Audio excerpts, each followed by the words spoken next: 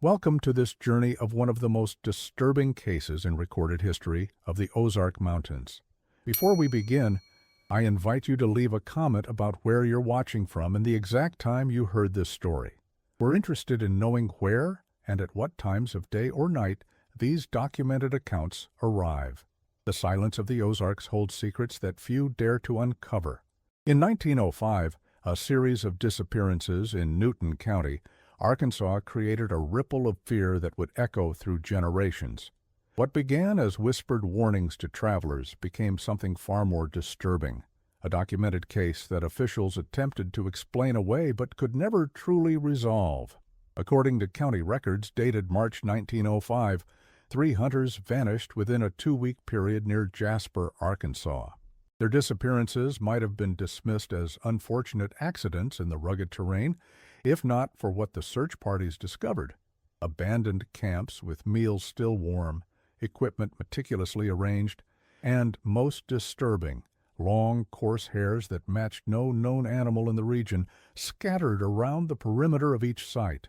The local newspaper, the Mountain Echo, reported on March 17, 1905, "Search continues for missing men.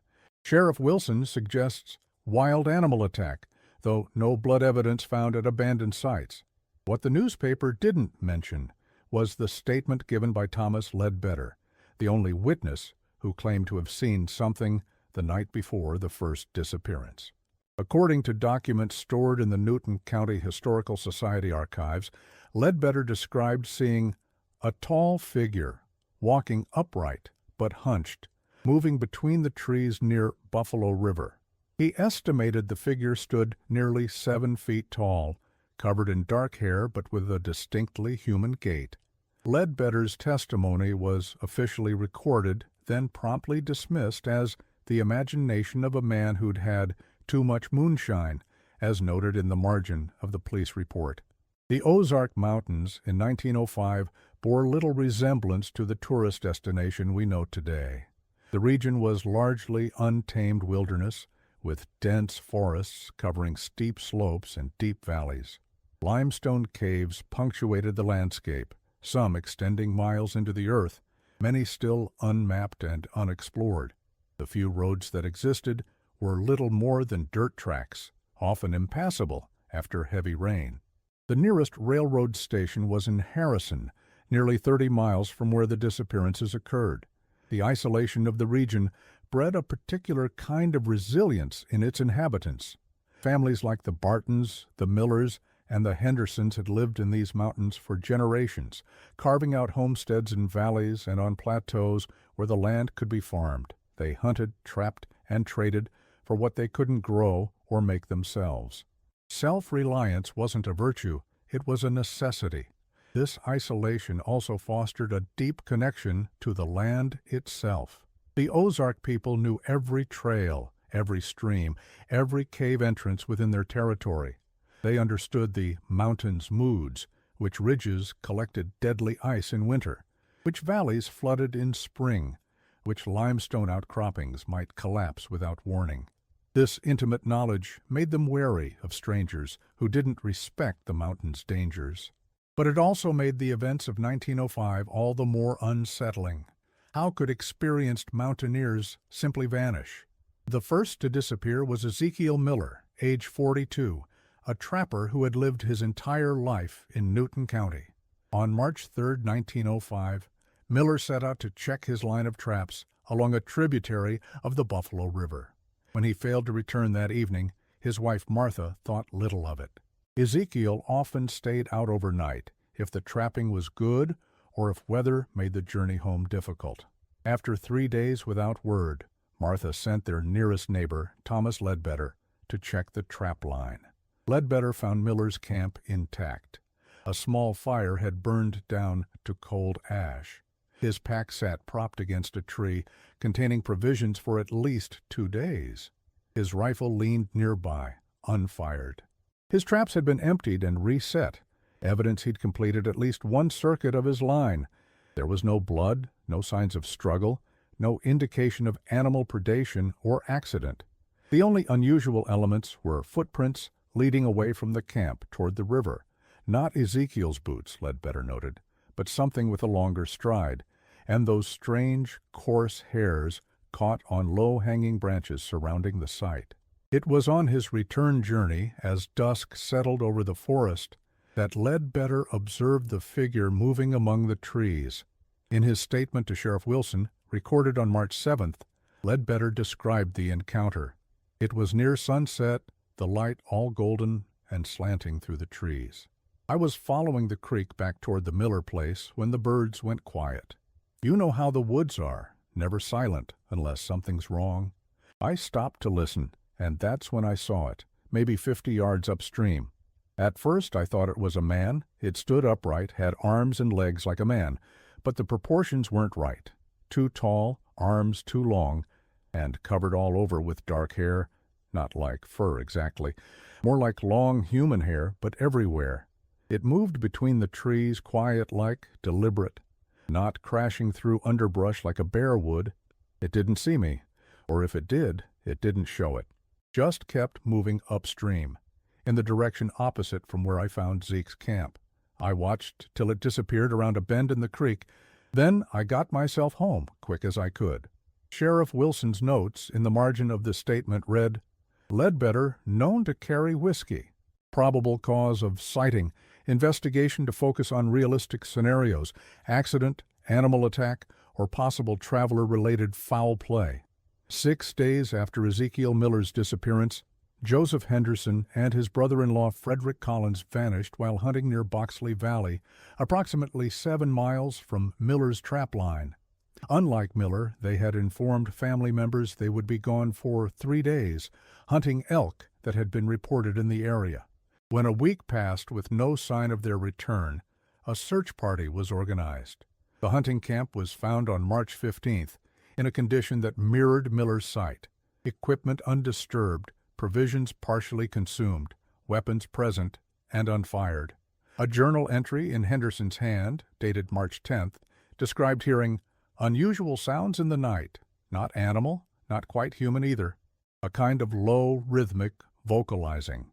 The final entry, from March 11th, simply stated, Fred saw something moving along the ridge this morning, going to investigate after breakfast. The search party found no trace of either man beyond the camp. No blood, no torn clothing, no remains. Just more of those same unidentifiable hairs, this time arranged in what appeared to be a deliberate pattern across the entrance to their tent. 3 distinct lines, parallel to each other, approximately 4 inches apart. Sheriff Wilson's official report suggested the men had become lost while tracking the elk, perhaps fallen into one of the numerous sinkholes that pockmarked the region. The unusual hairs were attributed to bears, though no bear tracks were found in the vicinity. The pattern at the tent entrance went unmentioned in official documentation. What followed was a period of mounting anxiety throughout Newton County. Families in outlying areas moved in with relatives in larger settlements like Jasper and Boxley.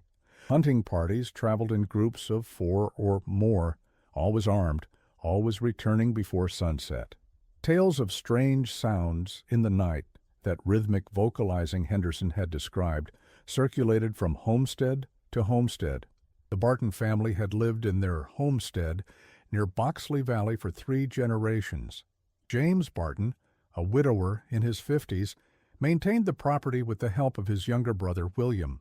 They lived a quiet existence, their nearest neighbor almost 2 miles down the valley.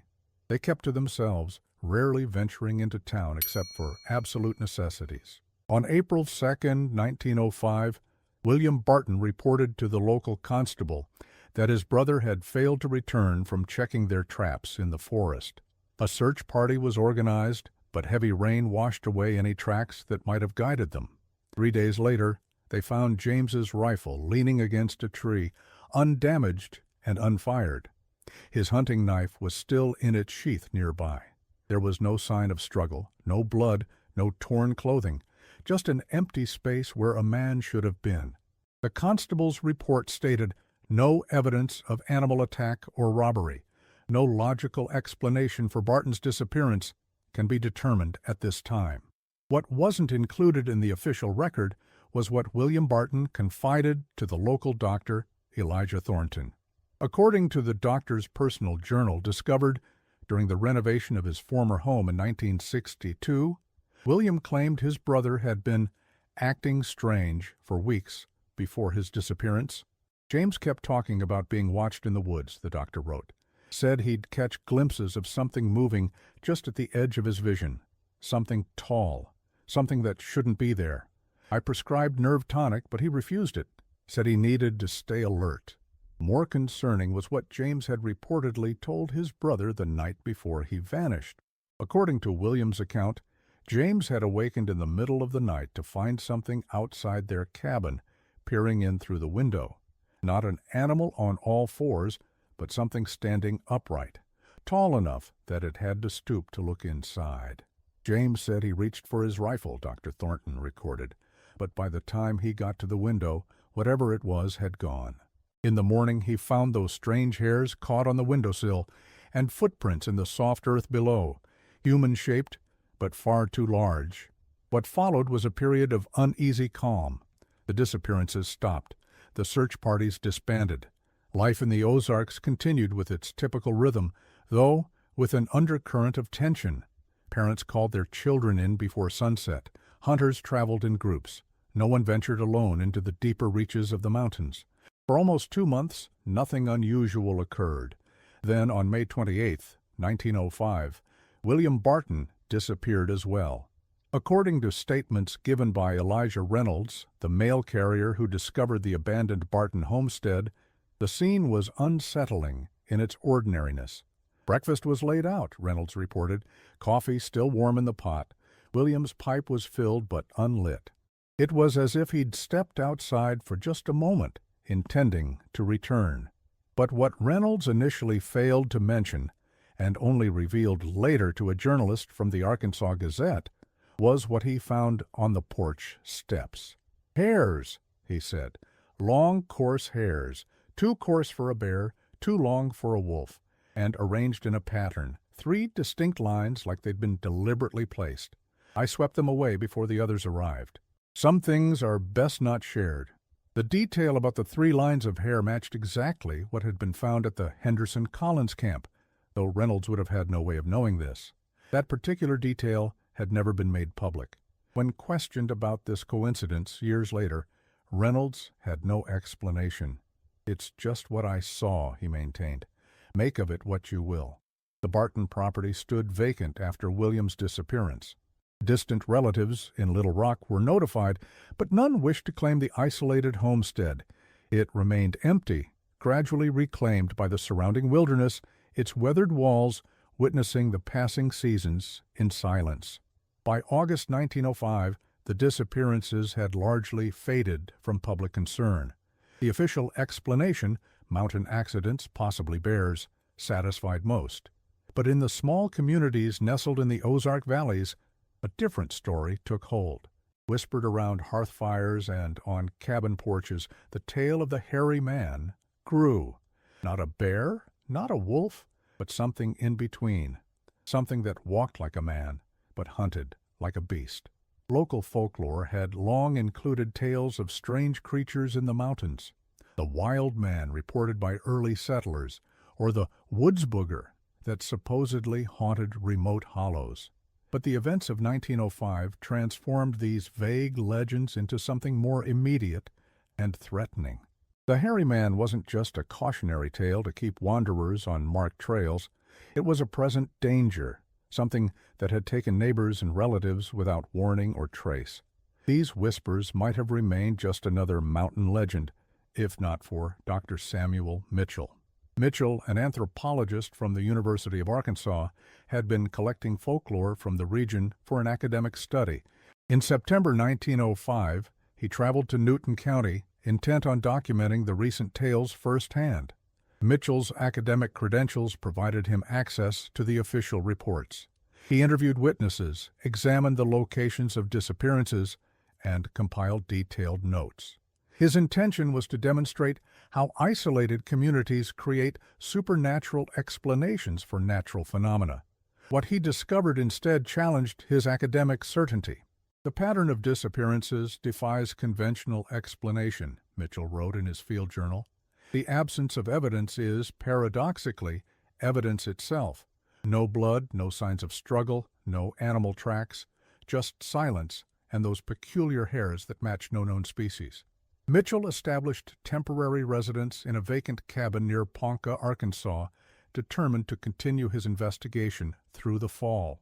He sent regular correspondence to his department chair, detailing his findings and requesting an extension of his research grant. His letters, preserved in the university archives, show a gradual shift in tone, from academic detachment to growing unease. On September 27th, he wrote, "The locals have begun to avoid me. My questions about the disappearances are met with silence or deliberate misdirection. They fear that speaking of it might draw its attention." A superstition, certainly, but one that has taken deep root. On October 5th, I've collected several hair samples from the Barton homestead and the Henderson Collins campsite. They appear similar under my portable microscope. Coarse, with an unusual medulla structure, unlike any North American mammal I'm familiar with. I've preserved them for laboratory analysis upon my return. His final letter, dated October 12, 1905, reads, "Something watches from the tree line. I've seen it twice now, not clearly, but enough to know it's there. The locals won't speak to me anymore. They say I've called its attention by asking too many questions. Perhaps they're right. I'm moving my research deeper into the mountains tomorrow toward the Buffalo River headwaters. There's an abandoned trapper's cabin where I can establish a new base. If the stories are true, that's where it makes its territory." Mitchell was never heard from again. University officials reported his disappearance to local authorities who conducted a cursory search. They found his cabin undisturbed, his notes meticulously organized, his equipment intact. There was no sign of violence or theft. The only unusual element was a single page torn from his journal, the page that would have contained his first entry after that final letter. The hair samples Mitchell mentioned in his correspondence were never found. His field kit, which should have contained preservation vials, was empty when recovered. Whether the samples were taken or never existed remains unknown. What is certain is that Mitchell's disappearance added academic credibility to what had previously been dismissed as backwoods superstition. The winter of 1905-1906 was unusually harsh in the Ozarks. Heavy snowfall isolated communities for weeks at a time. Travel became nearly impossible as paths disappeared under snowdrifts and ice coated the steep mountain roads. Families huddled in their cabins, burning precious firewood and rationing supplies until conditions improved. The isolation bred tension and fear. Every unexplained sound outside, every shadow glimpsed through frost-covered windows, evoked the specter of the hairy man. Tales were told in whispers around hearth fires, elaborations on what had been seen, what had been heard, what might be lurking just beyond the circle of light. When spring finally arrived, bringing renewed contact between settlements, new stories emerged. 3 more people had vanished during the winter months, all from isolated homesteads, all without signs of struggle, all leaving behind ordinary scenes of daily life, suddenly interrupted. Martha Givens, a widow who lived alone near the Buffalo River, disappeared sometime in January. Her absence wasn't noticed until February, when a neighbor finally managed to reach her cabin through the snow. The interior was undisturbed except for a thin layer of dust. Her winter provisions remained largely intact. Her journal entries stopped on January 12th mid-sentence. "Heard that sound again last night, like someone calling my name from the woods. I know better than to—" The Pearson brothers, Caleb and Isaiah, who operated a small grist mill near Irby, were reported missing in March when customers arrived with grain to be ground and found the mill abandoned. The water wheel was frozen in place, the millstones cool. Inside their attached living quarters, the table was set for a meal never eaten. A Bible lay open on the nightstand, a passage from Job underlined, "By night he breaketh my bones, and the sinews take no rest. By day also my thoughts troubled me." In June 1906, the Arkansas Gazette published a brief article titled Mountain Mystery continues. The journalist Robert Sullivan had traveled to Newton County to investigate the disappearances. His article was measured in tone but raised uncomfortable questions about the official explanations. If these were animal attacks, Sullivan wrote, where is the evidence? If these were accidents, where are the bodies? If these were voluntary departures, why leave behind all possessions? Sullivan interviewed dozens of local residents, most of whom refused to be named in his article. Their accounts shared common elements: glimpses of movement in peripheral vision, the sensation of being watched while in the forest, unusual silence where woodland sounds should be, and most frequently finding those strange, unidentifiable hairs near their properties. One elderly resident, speaking on condition of anonymity, told Sullivan about an encounter in 1867, nearly 40 years earlier. I was just a boy then, he said. My father and I were hunting near what's now called Boxley Valley. We separated to cover more ground. When I found him again, he was standing stock still, staring into a thicket. I asked what he'd seen, and he just shook his head, wouldn't speak of it. That night by the fire, he finally told me. Said he'd seen something watching him from the trees. Not a bear, not a man either. Something in between, tall as a tree, covered in hair, walking on two legs. Said its eyes were what frightened him most. Too knowing, too aware. Not animal eyes at all. He made me promise never to hunt alone. Said there were things in these mountains older than our settlement, things that had learned to watch and wait. I kept that promise all my life, raised my boys the same way. We've never had trouble. Can't say the same for those who ignored the old warnings. What Sullivan didn't include in his published article, but recorded in his personal notes, later donated to the Arkansas State Archives in 1953, were the more disturbing aspects of the locals' testimonies. They say it mimics human voices, he wrote. Calls out with the voice of someone you know, trying to lure you into the deep woods. They say it learns, watches, understands human habits. They say it's getting bolder. The most unsettling account came from Rachel Henderson, widow of Joseph Henderson, one of the 1905 victims. According to Sullivan's notes, Mrs. Henderson claimed that 3 weeks after her husband's disappearance, she heard his voice outside their cabin in the middle of the night. It wasn't quite right, she reportedly said. The words were his, phrases he would use, but the cadence was wrong, like something trying to remember how he spoke. I nearly opened the door. Wouldn't you, hearing your husband's voice after thinking him dead? But then I noticed the silence. No insects, no night birds, nothing. And I remembered what they say about the hairy man, how it learns to call like those it's taken. I stayed inside, door bolted, until dawn. In the morning I found those hairs on my doorstep. 3 lines of them, laid out neat as you please. I packed my things that day and moved into town. Never spent another night in that cabin. By late summer 1906, the situation had attracted attention beyond Arkansas.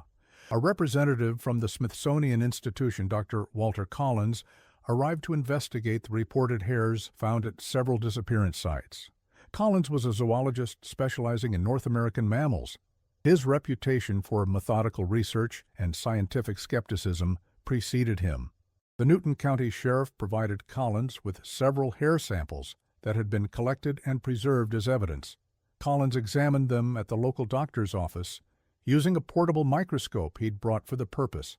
His initial findings, documented in his field report, indicated that the hairs were indeed unusual. The samples exhibit characteristics inconsistent with known regional fauna, Collins wrote. The medulla pattern and cuticle structure suggest primate origin, yet the length and coarseness are atypical. Further laboratory analysis is required for definitive classification. Collins arranged to have the samples sent to Washington for more thorough examination. He then set out to conduct his own investigation of the disappearance locations, accompanied by 2 local guides. They established a base camp near the Buffalo River, intending to spend at least a week exploring the surrounding wilderness. 3 days into their expedition, something happened that caused the party to abruptly abandon their research. The exact nature of the incident was never officially recorded. The guides, upon returning to Jasper, refused to discuss what they'd seen. Collins himself immediately departed for Washington, taking all his notes and remaining samples with him. One of the guides, Jacob Tanner, later broke his silence in 1931, shortly before his death.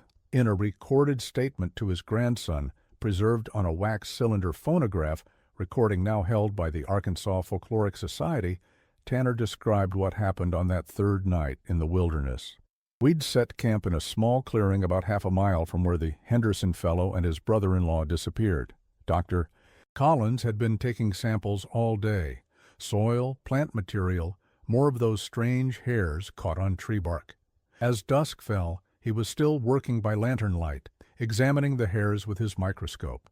It was full dark when we first heard it, a sound like someone walking heavy through the underbrush, circling our camp just beyond the firelight. Collins thought it might be a bear and loaded his rifle. But bears don't circle like that, don't move so deliberate-like. Then the sound stopped and everything went quiet. No night insects, no owls, nothing. Just silence pressing in. We sat there listening to nothing for maybe an hour. Then Collins suddenly stiffened, staring past me into the darkness. I turned to look and saw them, eyes reflecting our firelight, about 7 feet up a tree trunk. Too high for a bear, too big for anything that should have been in those woods. Collins raised his rifle, but before he could fire, we heard it, a voice coming from the direction of those eyes, but not from them exactly, more like all around us. It said Collins' first name, Walter, just like that, conversational-like. Then it said my name, Jacob, in the same tone. That's when I knew what we were dealing with. My grandfather had told me the stories, warned me about the hairy man and how it learns names, learns voices. Collins didn't know our local lore. He fired at where the eyes had been, but they were already gone. We spent that night back to back, rifles ready, no one sleeping. Come dawn, we found tracks around our camp, like bare human feet but twice the size and deeper set, like whatever made them was heavy, and all through our camp, on our equipment, our clothes, even in Collins' sample kit, those hairs. Not scattered random-like, but placed, deliberate. Collins packed everything immediately, didn't say 10 words the whole journey back to Jasper. When we got to town, he wired Washington, then took the next stage to the railroad at Harrison. Never saw him again. Never went back to those woods either. Some things a man sees once and knows better than to go looking for twice. What happened next represents one of the most curious aspects of the entire affair. Upon returning to the Smithsonian, Collins filed a brief formal report stating that the hair samples were consistent with known bear species, likely Ursus americanus, American black bear. He classified the Newton County incidents as routine wilderness accidents and animal encounters, exaggerated by isolated communities prone to superstition. He recommended no further investigation. This conclusion contradicted his initial field observations. More puzzling still, Collins resigned from his position at the Smithsonian shortly after filing his report. He left Washington and relocated to Oregon, where he lived in relative seclusion until his death in 1931. He never published another scientific paper, never spoke publicly about his Arkansas investigation, and reportedly refused to answer correspondence on the subject. His personal journals, donated to the Oregon Historical Society by his daughter in 1935, contain a significant gap.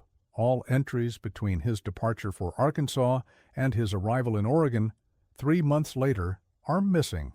Whether Collins removed these pages himself or they were lost by other means remains unknown.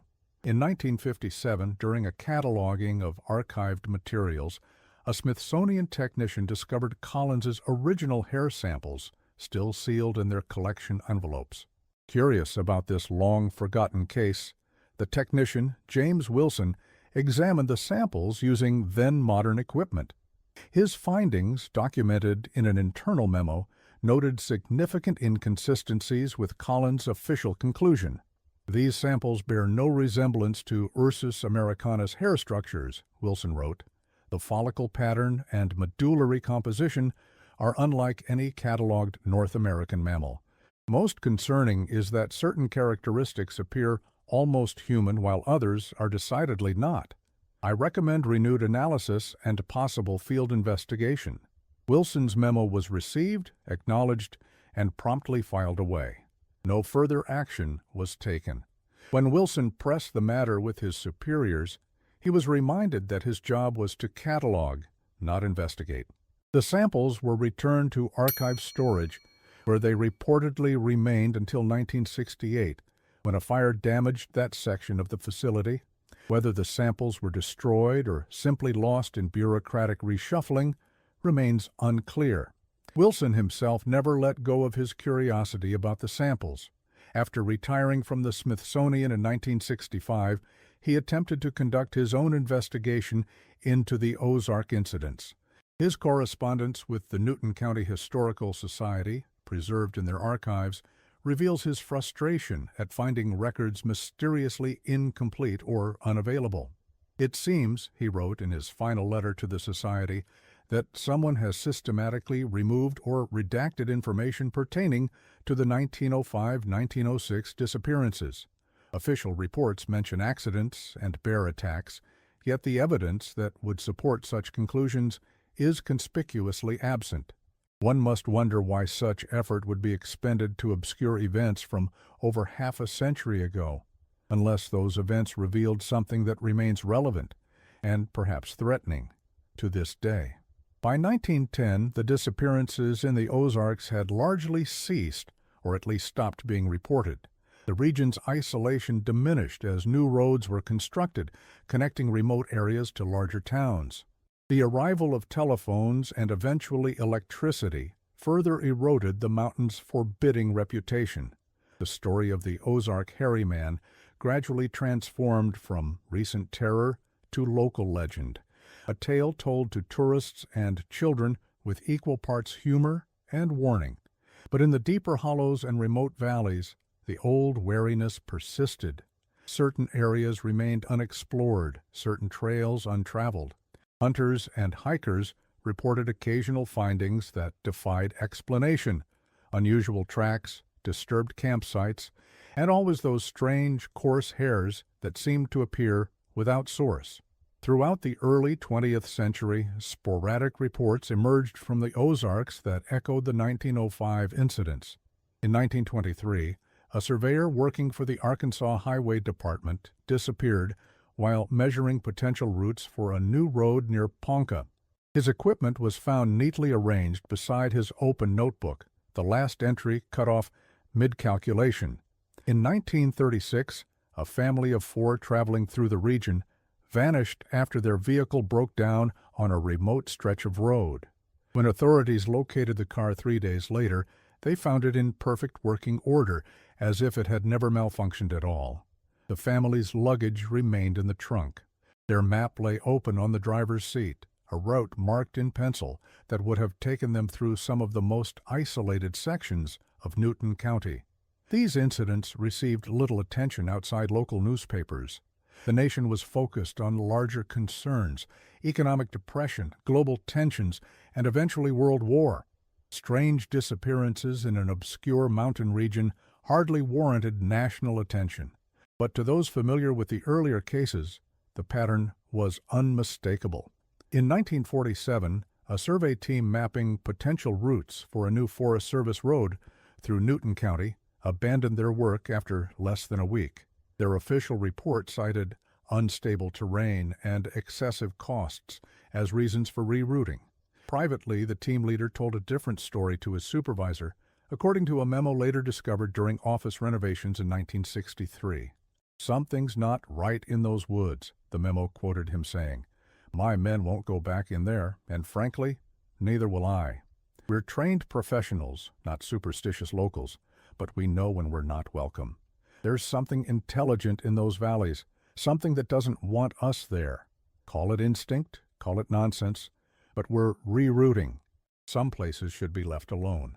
The road was eventually built, but following a different path that added nearly 7 miles to its length. The area originally surveyed remains undeveloped to this day, one of the few sections of the Ozarks never fully incorporated into the National Forest System. In 1952, anthropologist Raymond Morris published Folklore and Reality: The Psychological Foundations of Modern Myths, which included a chapter on the Ozark hairy man legend. Morris suggested that the 1905 disappearances were likely the work of a human predator, possibly a reclusive mountain man with mental disturbances who adopted animal-like behaviors to terrorize the region. The human mind, Morris wrote, prefers a supernatural explanation to the more terrifying possibility that one of our own kind could devolve to such predatory behavior. The monster is more comforting than the man who becomes monstrous. Morris's theory gained academic acceptance, providing a rational framework for the events that satisfied scientific scrutiny while acknowledging the genuine fear experienced by the communities. His work might have closed the book on the matter entirely, if not for what happened in the spring of 1959. Thomas Welch, a geology student from the University of Missouri, ventured into the Ozarks to conduct field research for his thesis on limestone cave formations. Despite warnings from locals about traveling alone, Welch established a solitary camp near the Buffalo River, approximately 3 miles from the nearest road. His research permit indicated he planned to remain for 2 weeks, mapping and documenting cave systems in the area. When Welch failed to return by his designated date, university officials contacted the Newton County Sheriff's Department. A search party located Welch's camp without difficulty. As in the cases from 1905, the scene was undisturbed, equipment organized, food supplies intact, no signs of animal intrusion or human violence.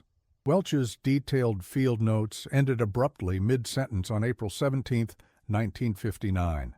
His final entry described discovering a previously unmapped cave entrance partially hidden behind a rockfall.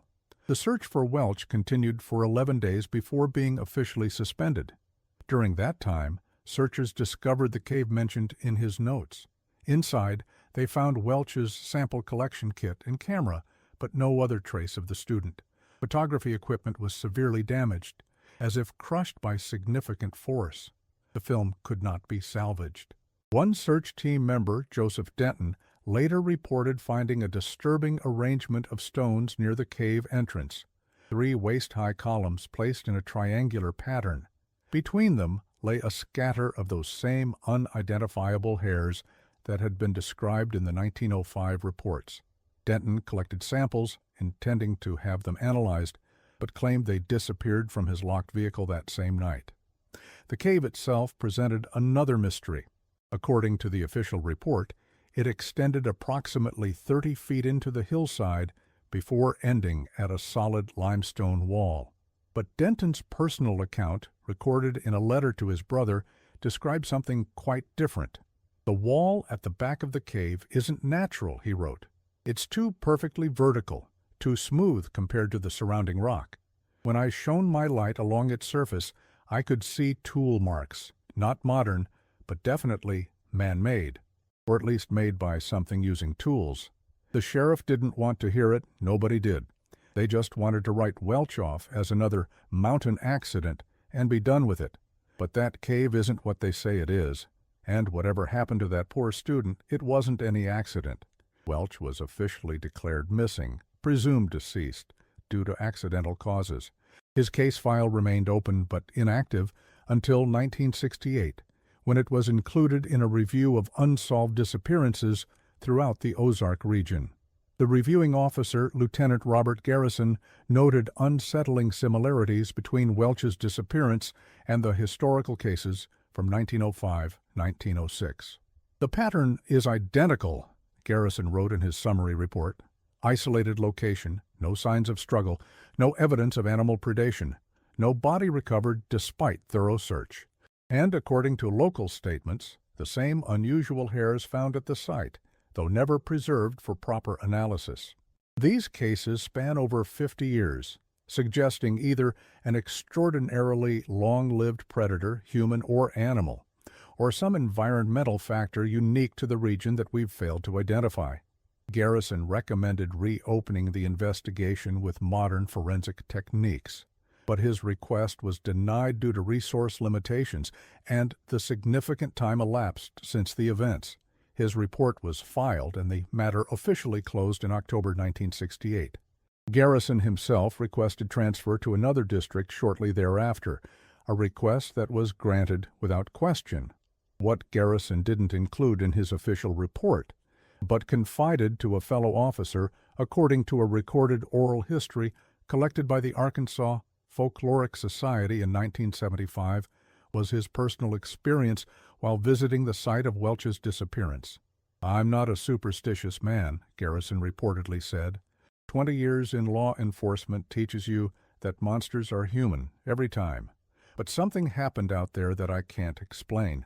It was late afternoon, getting near dusk.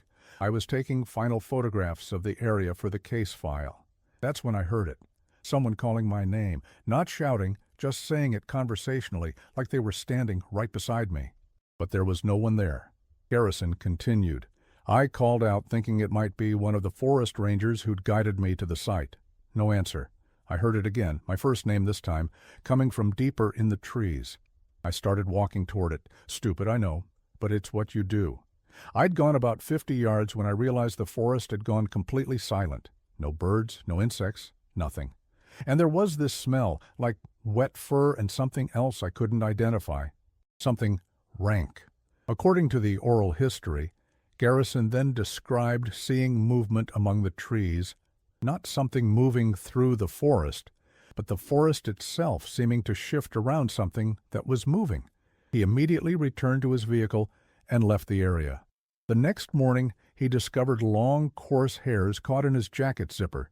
He didn't know how they got there, and didn't want to know. He discarded the jacket and requested his transfer the same day. The Ozark Mountains have changed considerably since 1905. Tourism has flourished, bringing millions of visitors annually to experience the natural beauty of the region. Hiking trails crisscross areas that were once nearly inaccessible. Cellular phone service reaches most, though not all, of the terrain. The isolation that defined the early settler experience has largely disappeared, yet certain areas remain strangely untouched. Local guides still refuse to lead tours to specific valleys. Particular trails are mysteriously omitted from official maps. Rangers respond vaguely when asked about certain remote locations, and longtime residents still warn visitors not to wander alone, especially as dusk approaches. In 1967, the Buffalo National River Project proposed constructing a series of visitor observation points throughout the park system. One planned location, in a remote valley about 4 miles from Boxley, was abruptly removed from the development plan without public explanation. Internal memoranda, obtained through Freedom of Information requests in 1986, reveal only that location Faber 7 has been deemed unsuitable for development due to unstable geological conditions and habitat preservation concerns. The environmental survey that should have accompanied this decision is conspicuously absent from the archived materials. The survey team's field notes contain a single cryptic entry. Location, Dura 7 assessment terminated. Full team agreement on recommendation against development. No further visitation required. The valley remains undeveloped to this day, unmarked on tourist maps and unmentioned in visitor guides. Local residents know it exists, but rarely speak of it. Those who live nearest to it report occasional unusual sounds on still nights, sounds that might be the wind through the trees or might be something else entirely. In 1972, a park ranger named Michael Dennison filed an unusual incident report after patrolling near the unmarked valley. The report, uncovered by a journalist researching Ozark folklore in 1988, described Dennison encountering a disturbance while checking remote game trails. Discovered large area of forest floor disturbed, Dennison wrote. Approximately 20 feet in diameter, all ground vegetation flattened or removed. Soil compacted as if by repeated pressure. No vehicle tracks or human footprints visible. Several trees at perimeter displayed unusual markings at 7-8 foot height, bark removed in parallel strips, collected hair samples caught on exposed wood, Recommend restricted access to this section pending further investigation. A follow-up note, added 3 days later in different handwriting, stated only, "Investigation complete. No further action required. Area to be designated conservation zone. No public access." No record exists of what testing, if any, was performed on the hair samples Dennison collected. Dennison himself transferred to Yellowstone National Park the following year. When contacted by the journalist in 1989, he declined to discuss the incident, stating only that his transfer had been by mutual agreement with his superiors, and that he had no further information to share about that particular matter. Throughout the 1970s and 1980s, as outdoor recreation boomed across America, the Ozarks saw increased tourism and development.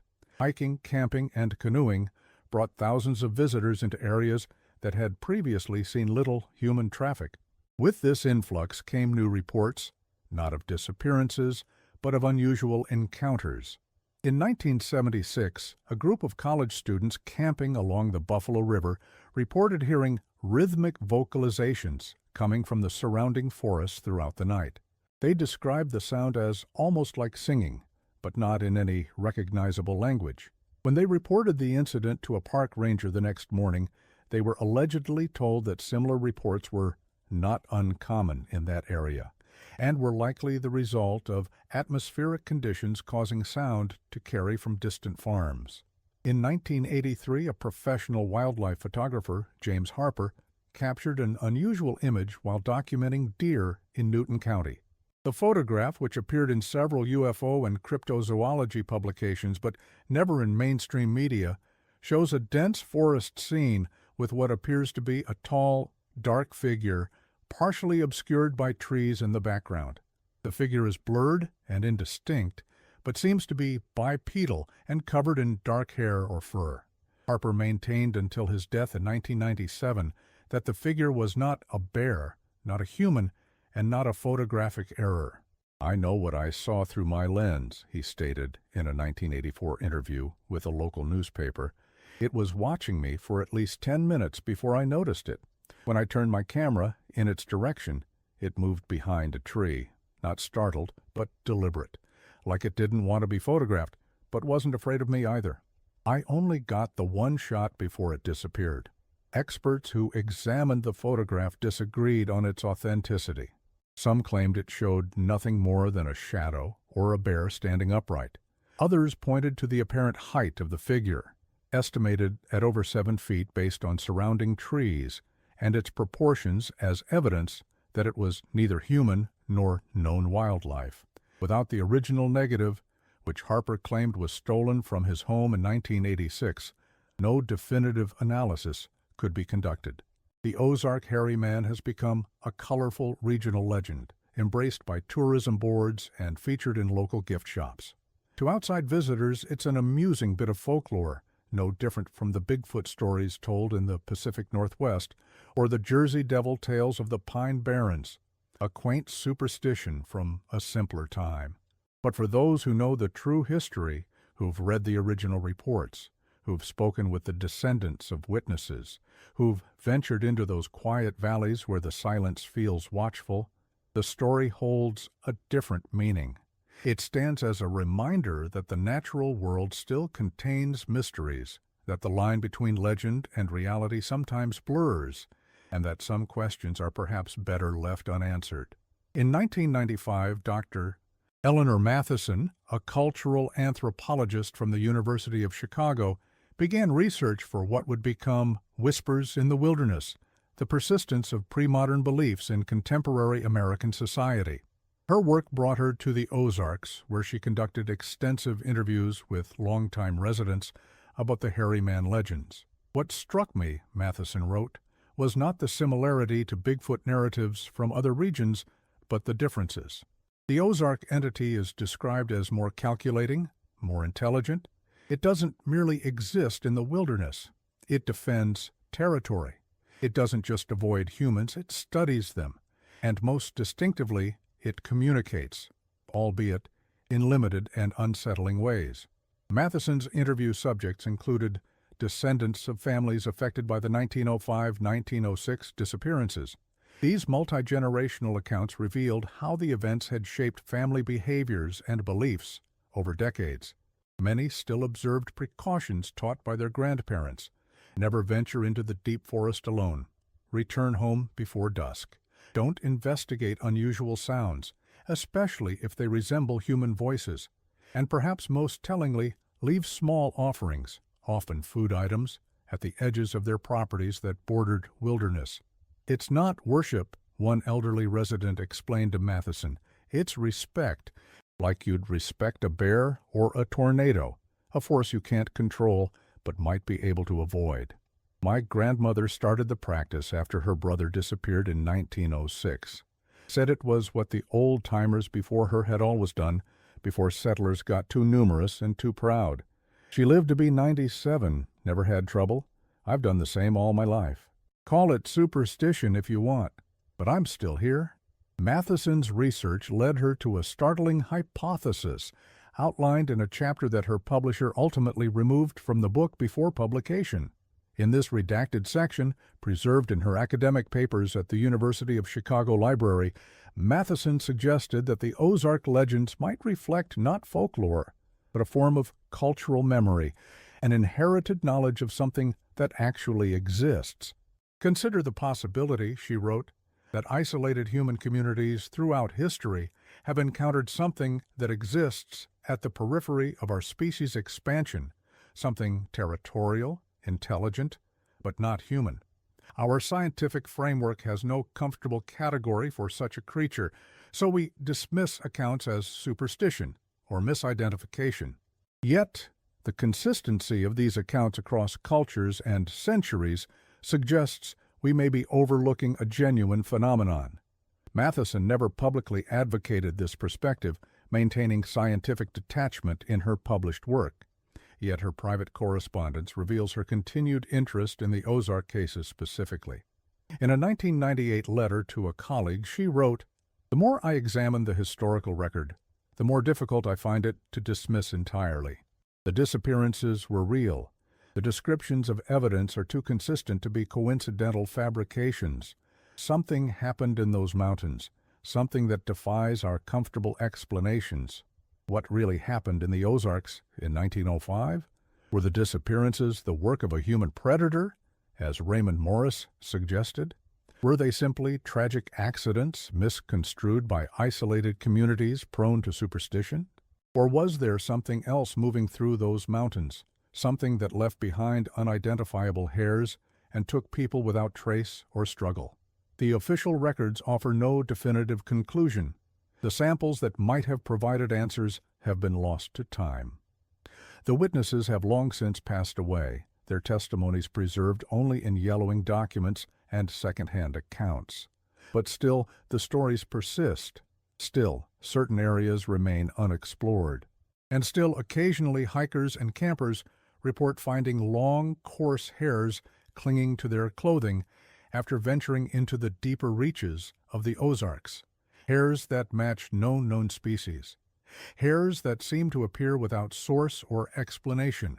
Park rangers acknowledge that certain areas within the Ozark National Forest and Buffalo National River boundaries generate more unusual wildlife reports than others.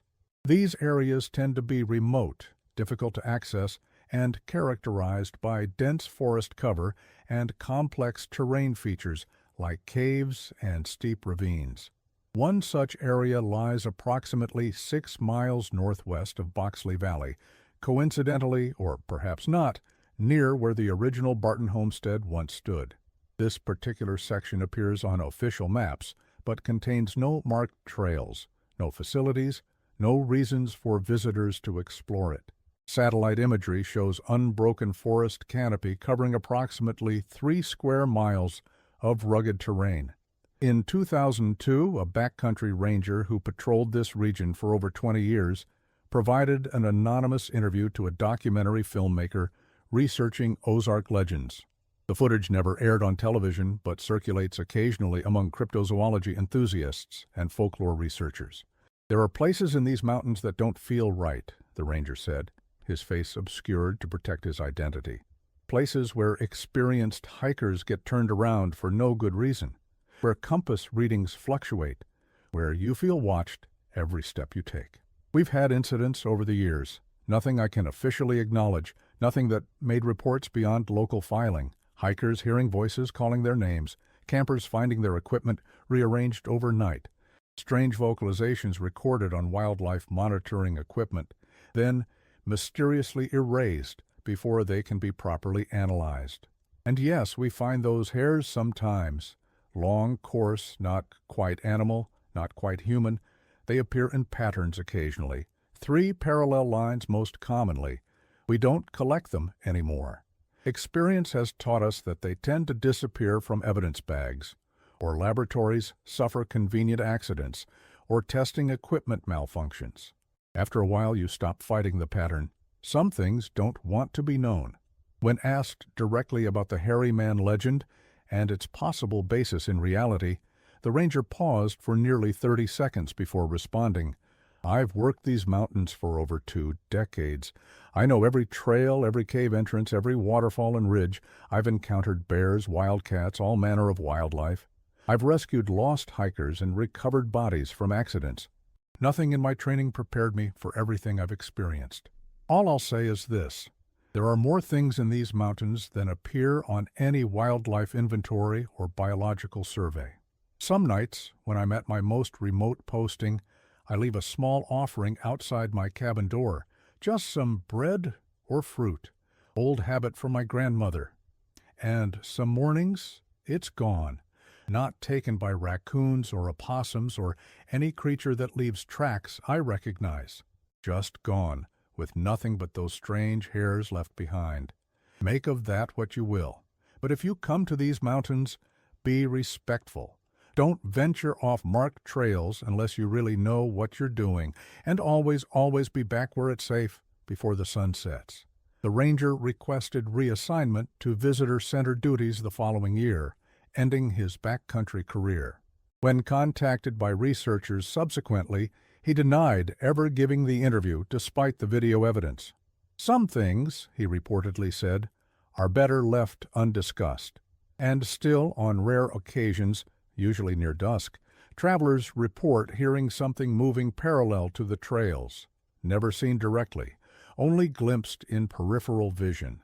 Something tall, something that walks upright but not quite human, something that stops when they stop, moves when they move. Something that seems to be observing, learning, waiting. The Forest Service receives several reports each year from hikers who claim to have been followed. The reports are filed, acknowledged, and quietly archived. No official explanation is offered, no official investigation conducted. Some stories, it seems, are best left untold. Some mysteries best left unsolved. For the truth may be more disturbing than any legend, that perhaps in the deepest valleys of the Ozarks, where sunlight struggles to reach the forest floor and silence hangs heavy among ancient trees, something still watches from the shadows, something that remembers, something that waits. Local resident Emmett Blackwell, whose family has lived in the Ozarks since before the Civil War, perhaps summarized it best in a 1997 oral history recording.